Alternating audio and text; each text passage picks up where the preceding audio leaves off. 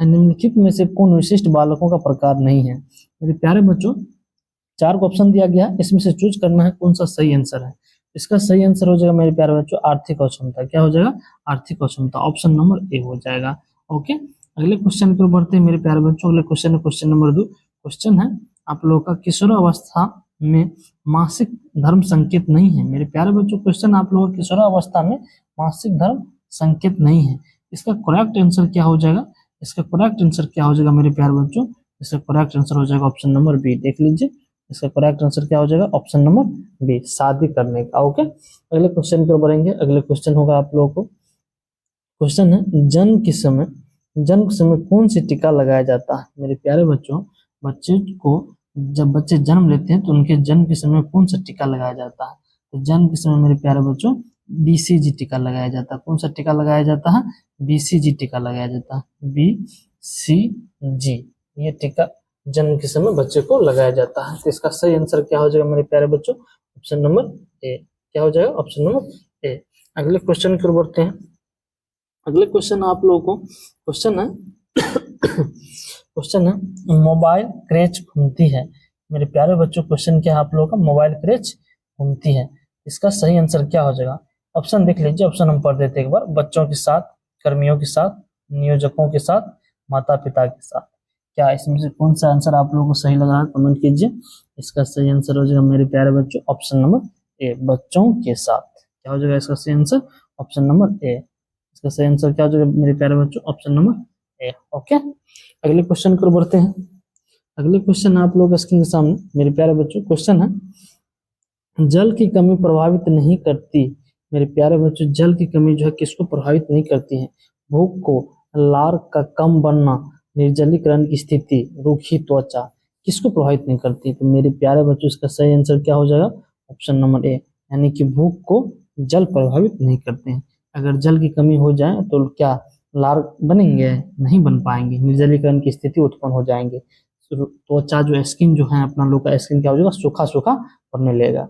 इसीलिए इसका सही आंसर क्या हो जाएगा? ऑप्शन नंबर ए, भूख।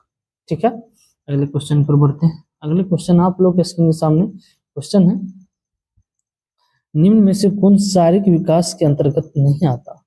शारीरिक विकास यानी कि जो बॉडी का जो विकास होते हैं उनके में। तो ऑप्शन क्या दिया गया? लंबाई, वजन, दांत, भाषा।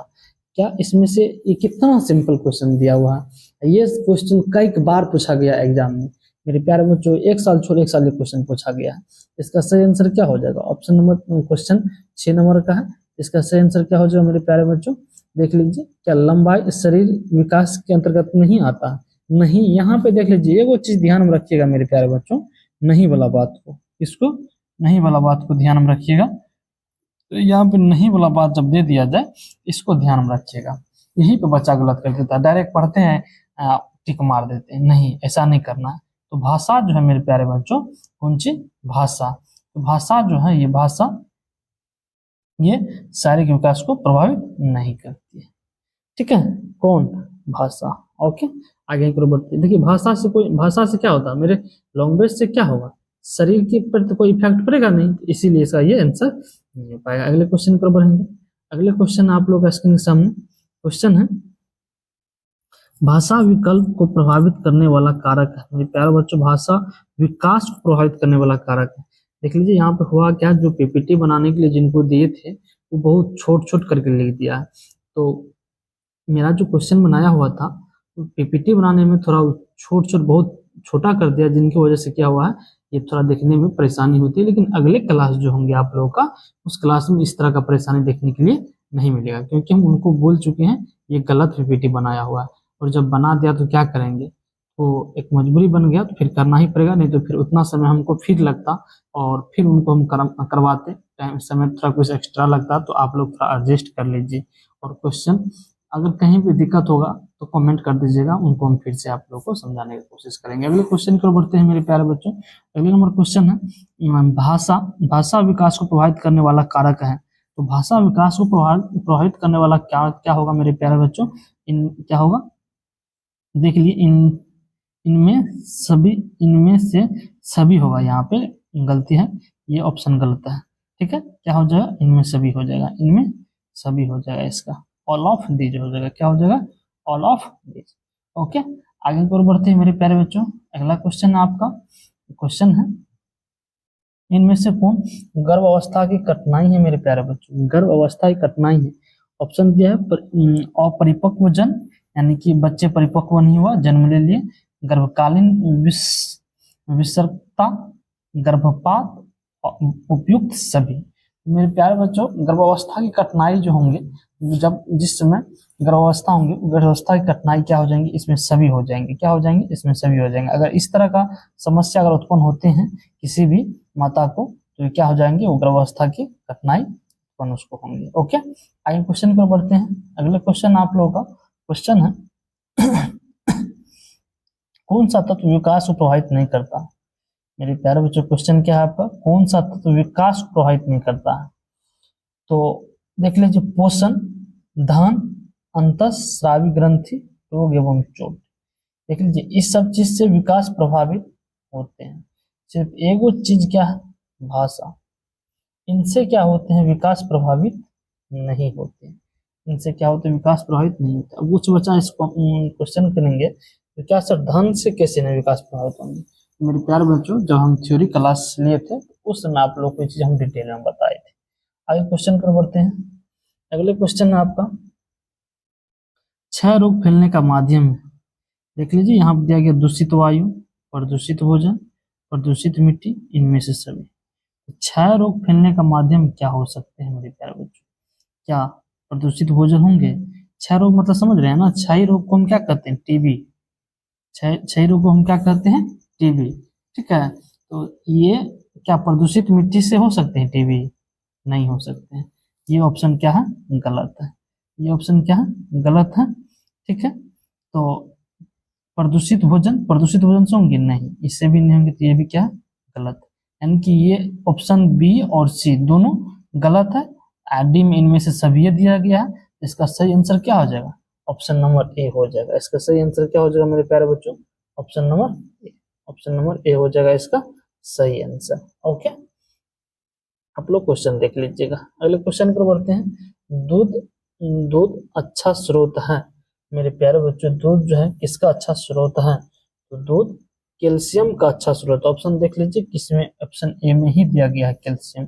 ऑप्शन नंबर ए में ही दिया गया है कैल्शियम। ओके, तो दूध क्या है? कैल्शियम का अच्छा स्रोत है। ठीक है, दूध क्या है? कैल्शियम का अच्छा स्रोत है। Option number A. Option number क्या हो जाएगा? ए। तो इसका सही आंसर क्या हो जाएगा? Option number A. आगे की ओर बढ़ते हैं। अगले क्वेश्चन होगा मेरे प्यारे बच्चों, आप लोगों के स्क्रीन के सामने क्वेश्चन है, ध्वनि प्रदूषण के कारण होता है। मेरे प्यारे बच्चों, क्वेश्चन का ऑप्शन देख लीजिए। क्या बारापन होता है? रक्तचाप बढ़ता है? निंद्रा में पता आता है? अगर हम सोने के लिए चले जाएं, अगर सोने वक्त अगर कोई आकर के कान के पास शोरगुल करेंगे तो क्या नींद हो पाएंगे? नहीं हो पाएंगे। रक्तचाप, अगर कहीं पे कोई बहुत बड़ा सा डीजे वगैरह बजने लगे तो क्या होगा? वहां पे रक्तचाप बढ़ेगा, बहरापन होगा। ठीक है, तो ये सब ध्वनि प्रदूषण के कारण होते हैं। जो ध्वनि ध्वनि यानी कि जो वॉइस निकलते हैं, जो वॉइस मुंह से अगर अभी जो बोल रहे हैं, तो ये कौन सा प्रदूषण? ध्वनि प्रदूषण हो रहे हैं। तो ये यानी कि ध्वनि प्रदूषण के कारण हो सकते हैं, ये सभी हो सकते हैं। तो इसका सही आंसर क्या हो जाएगा? डी हो जाएगा, यानी कि ऑल ऑफ दीज इसका आंसर हो जाएगा, इनमें से सभी। अगले क्वेश्चन को बढ़ेंगे। अगला क्वेश्चन आपका, स्वच्छता के किस कार्य के लिए जल की अधिकतम आवश्यकता होती है? स्वच्छता किस कार्य के लिए जल की अधिकतम आवश्यकता होती है? नहाने के लिए, कपड़ों की साफ सफाई के लिए, दांतों की साफ सफाई के लिए, हाथों की साफ सफाई के लिए। यानी कि ये सब किसके अंतर्गत आते हैं? स्वच्छता के अंतर्गत आते हैं।